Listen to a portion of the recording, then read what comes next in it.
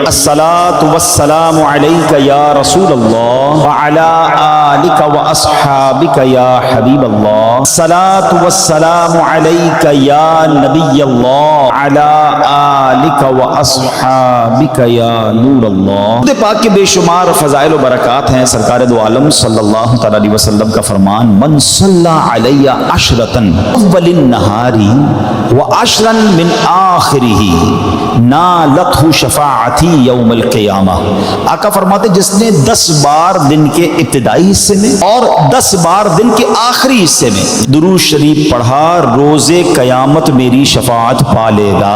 10 بار درود پاک صبح، 10 بار شام، کتنی دیر لگتی ہے درود پاک پڑھنے میں؟ انعام کتنا بڑا ہے۔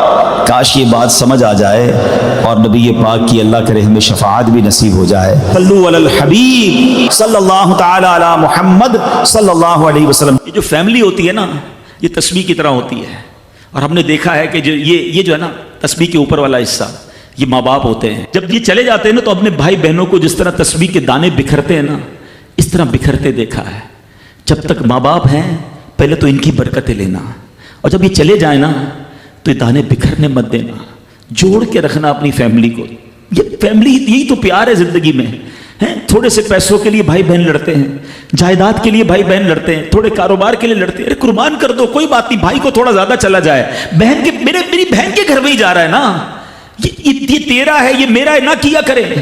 یہ گھر کی محبتیں آپ کو بہت ساری بیماریوں سے بچاتی ہیں۔ حدیث پاک میں آتا ہے جس کا مضمون ہے جو چاہتا ہے کہ اس کی زندگی میں اضافہ ہو جائے، عمر میں اضافہ ہو جائے، بری موت سے بچے، اسے چاہیے کہ وہ صلہ رحمی کرے۔ صلہ رحمی کیا ہے؟ اپنے رشتہ داروں کے ساتھ اچھا سلوک۔ اور رشتہ داروں میں the closest family member جو ہے وہ بھائی بہن ہیں، وہ ماں باپ ہیں، بیوی بچے ہیں۔ ارے ان کو چھوڑ کر دنیا سے محبتیں جتا رہے ہو؟ نہیں میرے پیارے اسلامی بھائیوں، تو اپنی بچیوں کے ساتھ اور اپنی بہنوں کے ساتھ بالخصوص اچھا سلوک کرنا۔ خوش نصیب ہے وہ بھائی جو بہنوں کا مان ہے، خوش نصیب ہے وہ جو والد جو اپنی بچیوں کے ساتھ اچھا برتاؤ کرتا ہے۔ بہنوں کی دعائیں بھائی کو بہت اوپر لے جاتی ہیں، خوش نصیب ہے وہ بھائی۔ اچھا ہمارے ایک اور نظام پتہ ہے کیا ہے کہ جب تک ماں باپ کے ساتھ رہ رہے ہیں تو چلے بھائی بہنوں میں پیار ہے، اب بھائی بہنوں میں شادی ہو گئی، سب کی شادیاں ہو گئیں اور ماں باپ چلے گئے، تو اب نارملی لوگ اپنی بہنوں کو اگنور کرتے ہیں۔ اب یار میں تو اپنی بیوی کو دیکھوں گا، اپنے بچوں کو دیکھوں گا، اپنی کمائی کو دیکھوں گا۔ نہیں، اب بھائی کا کام ہے کہ وہ والد کا کردار ادا کرے، بہنوں کو یہ احساس دلائے کہ تمہارے ماں باپ چلے گئے ہیں مگر تمہارے بھائی زندہ ہیں، ہر مشکل میں تمہارے بھائی تمہارے ساتھ کھڑے ہوں گے۔ کبھی بہنوں کو یہ ریئلائز مت کرانا کہ وہ اکیلی کہیں کسی پرابلم میں ہو تو وہ اکیلے میں سوچے کہ میرے ماں ہوتی تو میں ماں سے بات کر لیتی، باپ ہوتا تو میں باپ سے کہہ دیتی، بھائی کو کیا کہوں وہ تو سنتا ہی نہیں ہے۔ ایسے بھائی آج بھی کہ بہنیں انہیں اپنا دکھ بھی شیئر نہیں کرتی ہیں، بلکہ بھائیوں کو پڑی ہی نہیں ہے بہن کدھر گئی۔ یہ مت کرنا۔ اگر تم اپنے ماں باپ کی روح خوش کرنا چاہتے ہو نا تو بھائی بہن جڑ کے رہو، بھائی بہنوں میں پیار رکھو۔ یہ پیسہ سب کچھ نہیں ہے۔ ارے جو کچھ میرے پاس ہے اگر میرا بھائی بہنوں پہ خرچ ہو جائے تو اس سے اچھی کیا چیز ہے؟ یہ یاد رکھیے جو سوشل میڈیا پہ ہزاروں فرینڈ بنائے بیٹھے نا کہ میرے 5000 فرینڈ تو میرے 10,000 فرینڈ، کسی دن بستر پر پڑو گے نا اسپتال میں تو اس بستر کے کنارے تمہیں تمہارے بھائی بہن ہی نظر آئیں گے۔ وہ سوشل میڈیا والا تمہارا جو سارے دن چیٹنگ جس کے ساتھ واٹس ایپ پہ لگے ہوئے ہو نا گروپ میں، کوئی نظر نہیں آئے گا۔ جب تمہارے گھر میں کوئی بچے کا پرابلم ہوگا، آدھی رات کو اگر تمہارے گھر کوئی آ کے تمہیں دلاسا دے گا تو تمہارے بھائی بہن ہوں گے۔ بہنوں کو حقیر نہ سمجھنا، یہ ان لوگوں کے لیے بھی درس ہے۔ اسلام جب نہیں آیا تھا نا تو بہنوں کے حقوق نہیں تھے، ان کو کوئی ورثے میں حق نہیں دیتا تھا، بہنوں کی شادیاں نہیں کرواتے تھے۔ مگر آج بھی کچھ قبائل سنا ہے ایسے ہیں، آج بھی بدبخت کچھ لوگ ایسے ہیں جو بہنوں کے حق دبا لیتے ہیں۔ ارے بہنیں تو غم گسار ہوتی ہیں، بہنیں تو بھائیوں کا مان ہوتی ہیں۔ ارے بہنیں ہوتی ہیں تو گھر میں رونق ہوتی ہے۔ ارے بہنوں کو عزت دیا کرو، بہنوں کو پیار دیا کرو۔ اللہ کے حبیب فرماتے ہیں ایسا بھی ہوا کہ کچھ لوگوں کی ماں باپ جلدی چلے گئے، اب بھائی پر بہنوں کا بوجھ ہے۔ ایک صحابی کے بارے میں آتا ہے ان کی 6 یا 7 بہنیں تھیں اور سبحان اللہ وہ اپنی بہنوں کو انہوں نے پالا، اپنی بہنوں کو باپ بن کر پالا، ان کے بالوں میں کنگھی بھی کرتے تھے۔ اور جب بہنوں کی شادیاں ہو گئی، بہنیں بڑی ہو گئی، اپنی شادی تاخیر سے کی اور شادی بھی کسی بیوہ سے کی۔ پوچھا گیا کہ کیوں بیوہ سے شادی کی؟ کہا میری بہنوں کو ایک ماں کی حاجت تھی، میں کوئی جوان لڑکی لے آتا تو بہنوں کا کیا ہوتا۔ اللہ اکبر، یہ صحابہ کا انداز۔ اور آج جو بہنوں کا حق دباتے ہیں، آج جو بہنوں کو ذلیل کرتے ہیں، نہ کرنا۔ ہمارا اسلام بہنوں سے محبت کا درس دیتا ہے۔ لوگ کہتے ہیں نا ترقی چاہیے، کامیابی چاہیے، برائٹ فیوچر چاہیے۔ خدا کی قسم جس کے ماں باپ اس سے راضی ہیں نا، جس کے ساتھ ماں باپ کی دعائیں ہیں، اس کو پھر ترقی سے کوئی نہیں روک سکتا، اس کے بیڑے پار ہی ہونے ہیں۔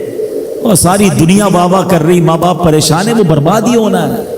ماں باپ کو تنگ نہ کرو، بالخصوص ماں کی قدر کرو۔ ماں کا کوئی نیبل بدل نہیں ہے، اور یہ دعا دے دے تو بندہ کدھر پہنچ جاتا ہے۔ اچھا پھر آج کل ایک اور ٹرینڈ چلا ہے، کسی بھی طرح کا زندگی میں مقام بڑھ گیا نا، مشہور ہو گیا، اب وہ ماں باپ پر بھی روب جما رہا ہوتا ہے، پتہ نہیں میں کتنا بڑا آدمی ہو گیا ہوں، اب میں آپ کی خدمت کہاں سے کروں گا بھائی، ٹائم ہی کہاں ہے میرے پاس۔ ان کو کبھی یہ روب مت جمانا، ارے آج اگر کچھ بن بھی گئے ہو نا، یہ انہی کی دعائیں تھیں، اور ان کو کہہ رہے ہو بڑا آدمی ہو گیا ہو۔ حضرت موسیٰ کلیم اللہ علی نبینا علیہ الصلوۃ والسلام، کتنا بڑا مرتبہ ہے۔ اور آپ نے ایک بار اللہ کریم کی بارگاہ میں عرض کیا، مولا مجھے جنت میں اپنا پڑوسی دیکھنا ہے۔ ارشاد کیا ہوا کہ اے موسیٰ، جنت میں تیرا جو پڑوسی ہے وہ ایک فلاں علاقے کا کسائی ہے۔ آپ حیران ہو گئے، آپ نے کہا مولا مجھے ملنا ہے، ایڈریس بتایا گیا، آپ چلے گئے وہاں پر۔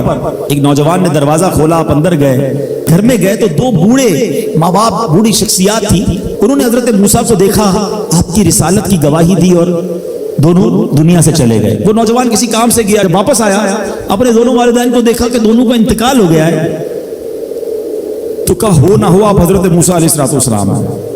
حضرت موسیٰ نے کہا میں نے تو نہیں بتایا کہ میں کون ہوں، تمہیں کیسے پتا چلا؟ کہا میرے ماں باپ روزانہ دعا کرتے تھے کہ یا اللہ اس وقت تک موت نہ دینا جب تک حضرت موسیٰ کا دیدار نہ کر لیں۔ آپ ہمارے گھر آئے ہیں، آپ کو انہوں نے دیکھا ہے، یہ چلے گئے دنیا سے، آپ ہی حضرت موسیٰ ہیں۔ حضرت موسیٰ نے فرمایا بتاؤ کچھ اور بھی دعا کرتے تھے؟ کہاں میں اپنے بوڑھے ماں باپ کیونکہ چبا نہیں سکتے تھے، روز ان کو نوالے چبا چبا کر کھلاتا تھا، اور جب بھی کھانا کھلاتا تھا نا میری ماں دعا کرتی تھی یا اللہ میرے بیٹے کو جنت میں موسیٰ کا پڑوسی بنا دینا۔ حضرت موسیٰ کہتے بیٹا تیری ماں کی دعا قبول ہو گئی ہے، تو ہی جنت میں میرا پڑوسی ہے۔ یہ ہے ماں کی دعا، اور یہ وہ دعا ہے جو بن مانگے مل رہی ہے، جو ماں کے دل سے نکل رہی ہے۔ آؤ میں بتاؤں کچھ بڑے آدمی، واقعی جس کو کہتے ہیں بڑا آدمی کون ہوتا ہے؟ امام اعظم ابو حنیفہ رضی اللہ تعالیٰ سے بڑا تو کوئی نہیں نا، کتنے بڑے وقت کے امام ہیں، مگر آپ کی والدہ ایک مسجد کے امام صاحب سے انسپائر تھی، مقرر تھے، وہ اچھے بیان کرتے تھے، تو آپ کو وہ کہتی کہ جاؤ وہ امام صاحب سے مسئلہ پوچھ کے آؤ۔ خود مفتی اعظم ہیں، امام ہیں کروڑوں حنفیوں کے، ماں کو یہ نہیں کہا کہ ماں پتہ نہیں میں کتنا بڑا مفتی ہوں، تم مجھے مسجد کے امام کے پاس بھیج رہی ہو۔ آج تو یہ ڈائریکٹ جواب دے دیتے ہیں نا، مجھے پتہ نہیں میں کون ہوں، مجھ سے بحث کر رہی ہو، اتنی کتابیں پڑھی، ماں تم نے تو پڑھا ہی کچھ نہیں، ابو جان آپ کو دنیا کا کیا پتا، مجھے پتا ہے۔ سنو امام اعظم، یہ ایسے نہیں بنتے بڑے لوگ۔ ماں کو کہتے ٹھیک ہے ماں، مسجد کے امام کے پاس جاتے، اس مقرر کے پاس جاتے، وہ کہتا حضور آپ مجھ سے مسئلہ پوچھنے آئے ہیں،